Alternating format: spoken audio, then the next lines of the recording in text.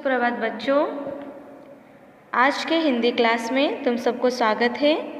आज हम 7वीं कक्षा का एक नया पाठ पढ़ेंगे जिस विषय का नाम है धागे का बंधन। तो बच्चों, उड़ीसा में कई सारे पर्व हैं, लेकिन हम सभी पर्वों से ज़्यादा पसंद इस रक्षाबंधन को करते हैं। हर बहनें इस त्यौहार का इंतज़ार करती है कि कब ये त्यौहार आए और वो अपने भाई के कलाई पर राखी बांधे और भाई अपनी बहन को मनपसंद उपहार दें। तो कई सारी बातें इस पूर्णिमा से जुड़ी हुई हैं। तो इस बंधन में जुड़ी हुई एक सुंदर सी छोटी सी कहानी आज हम जानेंगे।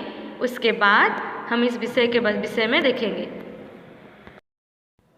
तो आज का हमारा विषय है धागे का बंधन, रक्षाबंधन। तो हम ये जानते हैं कि हर एक त्यौहार के पीछे कई सारी बातें, कई सारी कहानियाँ जुड़ी होती हैं, कई सारे इतिहास के पन्ने होते हैं इस नए पर्वों के। तो आज का हमारा जो राखी पूर्णिमा है, राखी का इतिहास हमें उसी प्रकार महाभारत काल से मिलता है। महाभारत काल से आज तक हम इस त्यौहार को मनपसंद त्यौहार कहते हैं और उसे मनाते आ रहे हैं।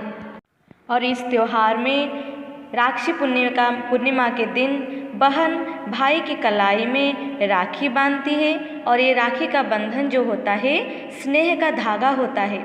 वो स्नेह से बंधा हुआ होता है, वो कभी नहीं टूटता। और उसके बाद बहन को मनपसंद उपहार अपने भाई दिलाती है। तो इससे जुड़ी एक छोटी सी कहानी है। तो बच्चों, तुम लोगों को श्री कृष्ण के बारे में तो पता होगा, क्योंकि श्री कृष्ण महाभारत युद्ध के कर्णधार थे। उनके द्वारा ये युद्ध हुआ था और ये कहानी उस समय से है। श्री कृष्ण और शिशुपाल से जुड़ी हुई है। एक बार श्री कृष्ण ने शिशुपाल की माता से वादा किया था कि शिशुपाल की 100 गलतियों को वो माफ़ कर देंगे, लेकिन अगर शिशुपाल ने 100 से एक अधिक भी गलती की तो उसे वो माफ़ नहीं करेंगे। शिशुपाल एक दुष्ट व्यक्ति था, वो हमेशा बुराई के रास्ते पर चलता था। एक बार क्या हुआ कि एक भरी सभा में श्री कृष्ण और उनके पूरे परिवार उनके साथ थे। उसी समय शिशुपाल उस सभा में आया और श्री कृष्ण को बार बार अपमान करने लगा। श्री कृष्ण के बार बार समझाने पर भी शिशुपाल नहीं समझा और वो बार बार श्री कृष्ण का अपमान करता ही चला गया। वैसे करते करते उनका 100 गलती हो गया और उनका 100 गलतियों का जब पापों का घड़ा भर गया तो भगवान कृष्ण ने क्रोध में आकर अपना सुदर्शन चक्र से शिशुपाल के ऊपर प्रहार किया और इसी प्रहार में शिशुपाल का अंत हो गया। और इस प्रकार शिशुपाल का अंत हो गया और जब सुदर्शन चक्र से क्रोध से निकला सुदर्शन चक्र उनके उंगली में एक घाव दे गया, उंगली में लग गई और बहुत तेज से खून बहने लगा। तभी उनकी यह आघात को देखकर सब इधर उधर भागने लगे, कैसे उनका यह खून रुक जाए। उस समय द्रौपदी ने उनके पल्लू को फाड़कर उनकी उंगली में बांध दी थी। वे बिना कुछ सोचे समझे अपने साड़ी के पल्लू से उनकी उंगली को बांध दिया था और कृष्ण ने उन्हें शुक्रिया प्यारी बहन कह के पुकारा था और कहा था कि प्यारी बहन, तुमने मेरी दुख के समय मेरी रक्षा की, उसी प्रकार मैं भी तुम्हारी दुख के समय तुम्हारी रक्षा करूंगी। उन्होंने ये आश्वासन रुक्मिणी को अपनी प्यारी बहन द्रौपदी को दिया था। और एक दिन ऐसा भी आया कि जब द्वापर युग में द्रौपदी का वस्त्रहरण हो रहा था, उसी समय भगवान कृष्ण ने उनकी सहायता की थी। कृष्ण ने अपना वादा पूर्ण किया था द्रौपदी को इस दुविधा इस रक्षा के समय, इस दुख के समय उन्होंने उनका रक्षा की थी। इस तरह यह त्यौहार द्वापर युग से आज तक चला आ रहा है। आज भी बहनें अपने भाई की कलाई पर राखी बांधती है और यह त्यौहार एक स्नेह और प्यार का बंधन है। और भाई जान की बाजी लगाकर बहन की हर तरह से रक्षा करने का वो वादा करता है। और भाई बहन का यह प्यार ऐसा ही मशहूर और ऐतिहासिक घटनाओं से जुड़ी हुई है। तो बच्चों, आज हम उससे जुड़ी एक सुंदर सी कहानी के बारे में जानेंगे जो हमारे विषय से आधारित है। तो आज का हमारा विषय है धागे का बंधन। पहले मैं इसको पढ़ूंगी, तुम लोग ध्यान से सुनो। कच्चा धागा टूट जाता है, बटा हुआ धागा भी झटक देने से टूट सकता है, लेकिन स्नेह का धागा आसानी से टूटता नहीं है। भारत में राखी पूर्णिमा के दिन बहन भाई की कलाई में राखी बांधती है। यह स्नेह का धागा तो कभी नहीं टूटता। बहन भाई के मुंह में मिठाई भर देती है। भाई जान की बाजी लगाकर बहन की हर तरह से रक्षा करता है। भाई बहन के प्यार की एक ऐसी मशहूर ऐतिहासिक घटना है। यह किसी कहानी से कम नहीं है। तो इस प्रकार बच्चों, इसका अर्थ यह होता है कच्चा धागा। कच्चा का मतलब होता है कोमल, धागा का मतलब होता है सूत, यानी कि कोमल सूत से बना हुआ धागा टूट जाता है। और बटा हुआ धागा यानी कि सबसे मोटा धागा भी जो होता है वो भी झटक देने से टूट जाता है। लेकिन हम सब के स्नेह का धागा आसानी से टूटता नहीं है। स्नेह के डोर से जो राखी बनती है, जो धागा से जो राखी बनती है, वो कभी नहीं टूटता। इसी प्रकार भारत में यह राखी पूर्णिमा का त्यौहार बहन और भाई के लिए होता है। यह दिन बहन अपनी भाई की कलाई पर राखी बांधती है और यह स्नेह का धागा कभी नहीं टूटने देती। बहन भाई के मुंह में मिठाई भर देता है, मिठाई उसे खिलाता है और भाई ये वादा करती है अपनी बहन को अपनी जान लगाकर, अपनी जान की बाजी लगाकर अपनी बहन की वो रक्षा करता है। और भाई बहन का प्यार उसी प्रकार एक ऐतिहासिक कहानी से जुड़ा हुआ है। कहानी यह है कि मेवाड़ राजस्थान का एक राज्य है। उसके अधिवासी बड़े वीर होते हैं। तो मेवाड़ राजस्थान का एक बड़ा राज्य है और उसके अधिवासी यानी कि राजस्थान के जो लोग रहते हैं वो बहुत वीर साहसी होते हैं। वो कभी किसी से नहीं डरते। वे मरना जानते हैं मगर हारना नहीं जानते। वो हमेशा अपनी राज्य की मर्यादा, राज्य को बचाने के लिए हर किसी के साथ लड़ाई करते हैं, लेकिन कभी किसी से हारना उन्होंने नहीं सीखा। एक बार उस राज्य पर दुश्मन अहमद शाह ने हमला किया था। एक बार दुश्मन अहमद शाह ने उस राजस्थान के मेवाड़ के राज्य पर आक्रमण किया था। तो स्वयं राजा ने हमला किया था। राजा ने वीर गति पाई। इस युद्ध में राजा का मृत्यु हो गया। कुछ दिन बाद अहमद शाह ने फिर धावा बोला। तो धावा बोला का मतलब क्या होता है? आक्रमण करना। यानी कि राजा का देहांत होने के बाद फिर अहमद शाह ने मेवाड़ राज्य को पाने के लिए फिर से मेवाड़ राज्य पर आक्रमण किया। तो उस समय महारानी अकेली थी। तो स्वयं महारानी कर्मवती अब लड़ाई के लिए तैयार हुई। वो सोचे कि राजा नहीं हुए तो क्या हुआ, मैं अपने राज्य की रखवाली करूंगी। तो ये सोचकर महारानी कर्मवती ने लड़ाई के लिए तैयार हो गए। अपनी कमजोरी का ख्याल करके उनके मन में एक विचार आया। वो सोचने लगे कि मैं एक नारी हूँ, मैं कमज़ोर हूँ। तो ये सोचकर उनके मन में ये विचार आया, क्यों ना दिल्ली के बादशाह हुमायूं को राखी भेजूं। उस समय दिल्ली के राजा थे बादशाह हुमायूं, जो मुग़ल थे, मुग़लों के बादशाह हुमायूं थे। तो कर्मवती ने उनसे सहायता पाने के लिए दिल्ली के बादशाह हुमायूं के पास उन्होंने राखी भेजे। तो कर्मवती ने पहले हुमायूं की उदारता की बहुत सी कहानियाँ सुनी थी। उन्हें पता था कि हुमायूं मुग़लों के बादशाह बहुत दयालु हैं। तो उन्होंने चटापट एक दूत के हाथ हुमायूं के लिए राखी का तोहफा भेज दिया। उन्हें ये पता था कि कभी भी अहमद शाह उनके ऊपर हमला कर सकता है। इस वजह से वो अपने राज्य की रखवाली के लिए, रक्षा करने के लिए हुमायूं के पास राखी भेजा। हुमायूं मुग़ल था, मुसलों का राजा मुग़ल था, पर हिंदुओं की रक्षाबंधन का महत्व को वो अच्छी तरह समझते थे।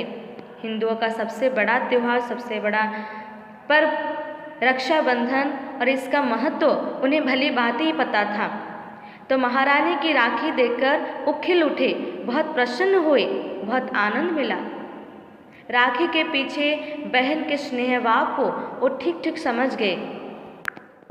राखी भेजने के पीछे कर्मवती का क्या आशा थी, उन्हें समझ में आ गया।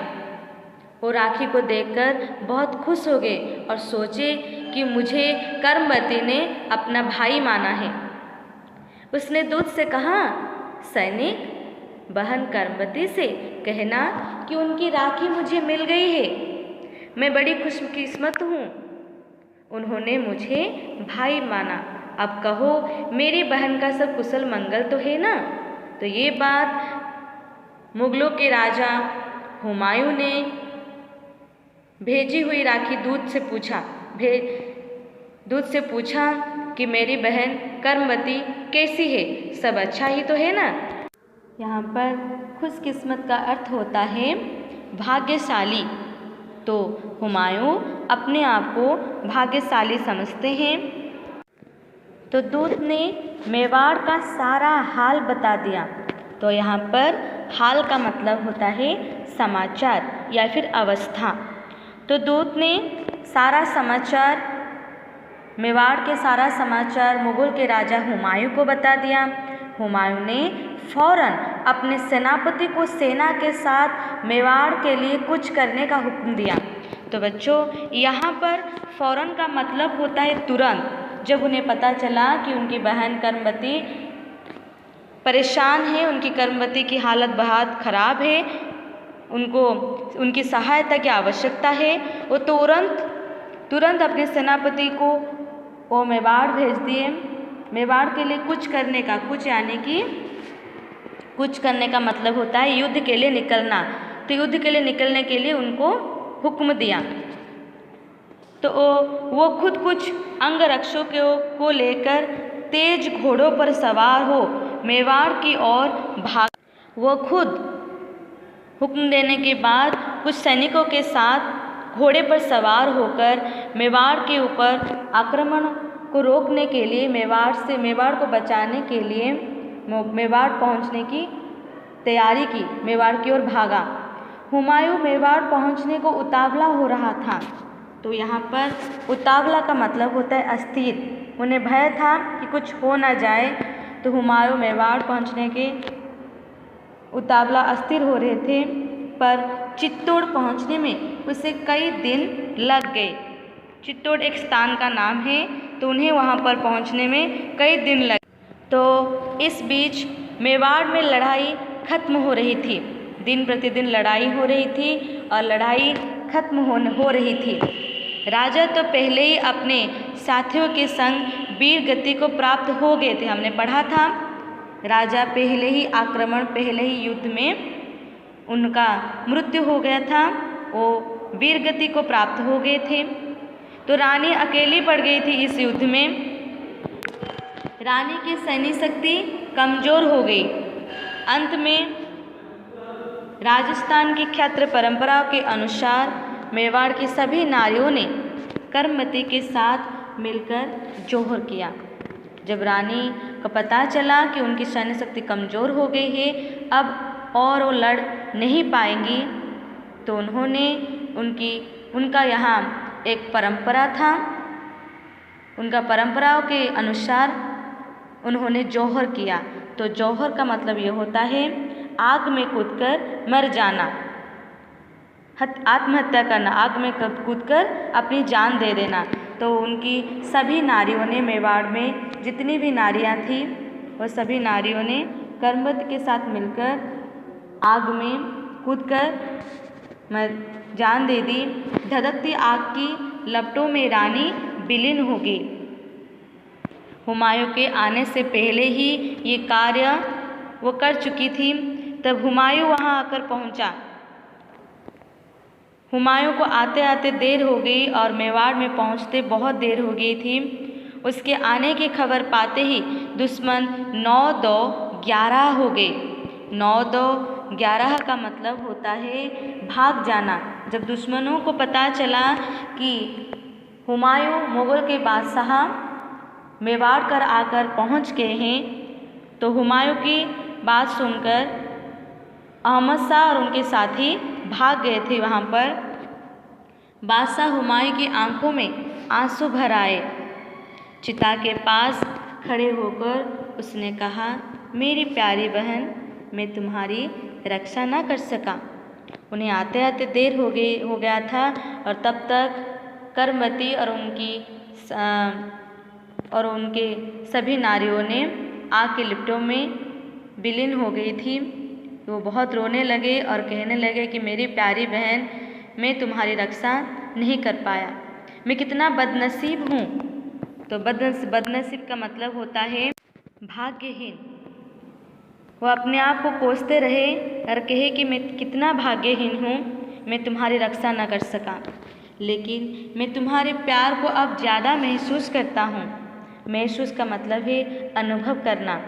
उनसे वो दूर चले गए थे, इस वजह से उनके प्यार को वो ज़्यादा अनुभव कर रहे थे। मैं कसम खाकर कहता हूँ कि अब मेवाड़ पर कोई भी आँख उठाकर नहीं देख सकता। कसम खाना का मतलब है प्रतिज्ञा करना। तो उन्होंने उस धधकती आग में चिता पर खड़े होकर उन्होंने ये कसम खाया कि जब तक मैं जिंदा हूँ तब तक मेवाड़ पर कोई आक्रमण नहीं करेगा, मेवाड़ सुरक्षित है। अल्लाह हम दोनों को अगले जन्म में ज़रूर मिलाए। खुदा हाफिज़। इस जन्म में तुम मुझे छोड़कर चले गए, मैं तुम्हारी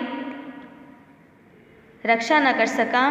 और भगवान से ये प्रार्थना है कि अगले जन्म में हम दोनों को मिलाए भाई और बहन के रूप में। तो आज भी भारत में जो कोई इस घटना को याद करते हैं, उनकी आंखें तर हो जाती है। तर होना का मतलब होता है रोना। उनकी आंखों में आंसू आ जाता है। वे भाई और बहन के पाक रिश्ते की दाग देते हैं। पाक यानी कि पवित्र, रिश्ते यानी कि संबंध, और दाग देना का मतलब होता है प्रशंसा करना। तो लोग आज भी हुमायूं और कर्मवती के भाई बहन के इस रिश्ते को प्रशंसा करते हैं, इनके पवित्र रिश्ते की दाग देते हैं। तो बच्चों, ये थी धागे का बंधन का महत्व। कैसे कर्मवती की रक्षा करने के लिए हुमायूं तुरंत वहाँ पर आने की कोशिश की थी।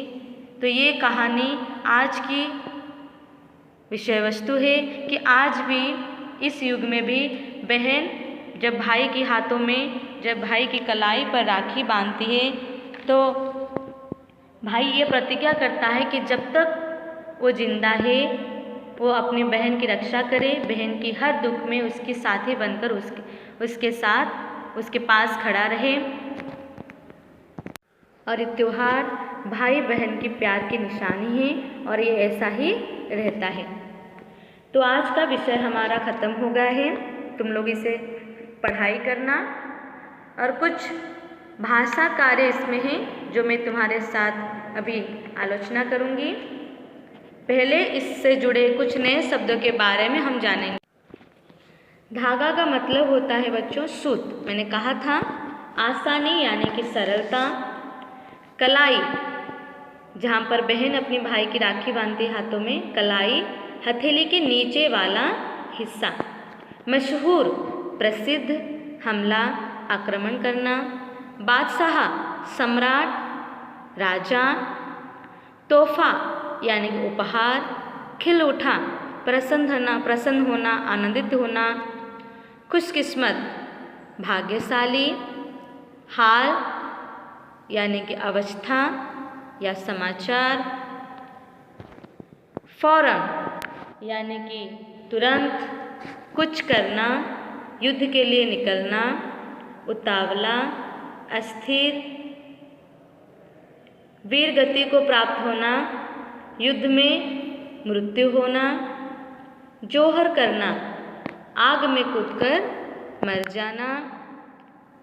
धधकती आग का मतलब है जलती अग्नि। लपट यानी कि शिखा। 9-2-11 होना, 9-2-11 होना यानी कि भाग जाना। आंसू का मतलब होता है अश्रु और बदनसीब का मतलब होता है भाग्यहीन। महसूस करना यानी कि अनुभव करना। कसम खाना प्रतिज्ञा करना।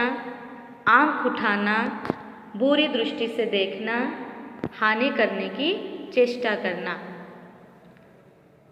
आँखें तर हो जाना यानी कि रोना, नम हो जाना। पाक यानी कि पवित्र। दाद देना प्रशंसा करना। रिश्ता यानी कि संबंध। तो बच्चों, ये था हमारा कुछ नए शब्द। अब हम इस विषय से जुड़ी कुछ प्रश्नों के बारे में जानेंगे। तो इस प्रश्नों में कुछ प्रश्नों का उत्तर अभी मैं तुम सबको समझा देती हूँ, लेकिन बाकी जो बचा है तुम लोग अपने आप करने के प्रयास करना। पाठ के आधार पर उपयुक्त शब्दों से शून्यस्थान को भरिए। जैसे भाई बहन के लिए क्या लगाता है? जान की बाजी या प्राणों का बलिदान? इसका उत्तर यह होगा कि भाई बहन के लिए जान की बाजी लगाता है। हुमायूं तुर्क थे या फिर मुगल? हुमायूं मुगल था। दुश्मन क्या हो गए? 1-2-3 या फिर 9-2-11? दुश्मन 9-2-11 हो गए। किसने मेवाड़ पर हमला किया? हुमायूं ने या फिर अहमद शाह ने या फिर सतार खान ने? इसका उत्तर होगा अहमद शाह ने मेवाड़ पर हमला किया था। सही विकल्प चुनकर उत्तर लिखना है। उसके 4 ऑप्शन दिया गया है। भाई जान की बाजी लगाकर बहन की रक्षा करता है, क्योंकि बहन बदले में उसे रुपए देती है। बहन भाई के हाथ में स्नेह से राखी बांधती है। या फिर बहन से वो बहुत डरता है, यह न करने से लोग बुरा मानेंगे। इसका उत्तर होगा बहन भाई के हाथ में स्नेह से राखी बांधती है। कर्मवती हुमायूं को राखी भेजती है, क्योंकि कर्मवती बहन के रूप में हुमायूं से सहायता चाहती है। या फिर मुगल बादशाह हुमायूं से कर्मवती डरती थी। या फिर हुमायूं को राखी के बारे में कुछ मालूम नहीं था। या फिर बदले में कर्मवती हुमायूं से मिठाई पाना चाहती थी। इसका उत्तर होगा कर्मवती बहन के रूप में हुमायूं से सहायता चाहती थी। मेवाड़ की सभी रानियों ने कर्मवती के साथ मिलकर जोहर किया, क्योंकि कर्मवती को हुमायूं ने सहायता नहीं की। रानी की हार हो गई थी। या फिर कर्मवती अहमद शाह को डरा देना चाहती थी। या फिर आत्मसम्मान की रक्षा के लिए ये राजस्थान की क्षत्र परंपरा है। आखिरी उत्तर आत्मसम्मान की रक्षा के लिए यह राजस्थान की क्षत्र परंपरा है। इसका उत्तर ये है। भाषा कार्य, तो इसको याद रखना, ये परीक्षा में आएगा। खिल उठना का मतलब क्या होता है? प्रसन्न होना। कुछ करना का मतलब क्या होता है? युद्ध के लिए निकलना। वीर गति प्राप्त होना, युद्ध में मृत्यु होना, 9, 2, 11 होना यानी कि भाग जाना, आंख उठाना, आक्रमण करना। तो इसे हम मुहावरा कहते हैं, पहेली मुहावरा। और मुहावरों का अर्थ यहाँ पर तुम सबको दिया गया है। और नीचे कुछ प्रश्न हैं जिसे इस मुहावरे से जुड़ी उत्तर बनाना है। मेवाड़ के राजा, इसके उत्तर यहाँ से ढूंढना है। तो इसका उत्तर क्या होगा? मेवाड़ के राजा वीर गति को प्राप्त हो गए। वाक्य को पूर्ण करना है तो इसलिए लिखना है वीर गति को प्राप्त हो गए। हुमायूं राखी देखकर खिल उठे। हुमायूं राखी देखकर खिल उठे। हुमायूं ने मेवाड़ के लिए कुछ करने के लिए हुक्म दिया। जो भी भारत की ओर आंख उठाएंगे हम उसे नहीं छोड़ेंगे। पुलिस के आते ही चोर 9, 2, 11 हो गए। तो ये था उसका उत्तर। प्रश्न नंबर 7, उदाहरण के अनुसार वाक्य को बदलने के लिए उसने कहा है। जैसे मूल वाक्य, इसका एक उदाहरण दिया गया है, राजा वीरगति पाता है। अगर इस वाक्य को हम परिवर्तन करेंगे तो राजा ने वीरगति पाई। उसी प्रकार वह दूर से कहता है, वह के बदले वाक्य के परिवर्तन में हम यहाँ पर लिखेंगे उसने दूर से कहा। वह मुझे भाई मानती है। वह के बदले उसने मुझे भाई माना। दूत हाल बता देता है। दूत ने हाल बताई। चिता के पास खड़े होकर वो कहता है। तो इसका उत्तर होगा चिता के पास खड़े होकर उसने कहा। वह के जगह उसने का प्रयोग होता है, जिससे वाक्य का परिवर्तन किया जा सके। प्रश्न 8, नीचे लिखे क विभाग के विशेषणों के साथ ख विभाग के विशेष्यों या फिर संज्ञाओं का मिलन करना है। कमजोर रिश्ते, अपनी कमजोरी, पाक सैन्य शक्ति, प्यारी बहन, कई दिन, ये था मिलन करने के लिए दिया गया था। और प्रश्न 9 में कोष्टक में दिए गए परसर्ग से खाली जगह को भरिए। इसे परसर कहते हैं। इनमें से लेकर खाली जगह को भरना है। स्नेह का धागा आसानी से टूट जाता है। आसानी से टूट जाता है। बहन भाई के मुंह में मिठाई भर देती है। मेवाड़ राजस्थान का एक राज्य है। राजा ने वीरगति पाई। हम इस घटना की याद करते हैं। तो ये था बच्चों हमारा अभ्यास। तो अब ये विषय पूरी तरह से ख़त्म हो गया है। तुम लोग इस विषय को पढ़ना और इससे जुड़ी हर एक बात को याद करके इसका अभ्यास अपने खाते में करना। आज के लिए इतना ही। अगले कालांश में हम एक नया अध्याय फिर आरंभ करेंगे। धन्यवाद।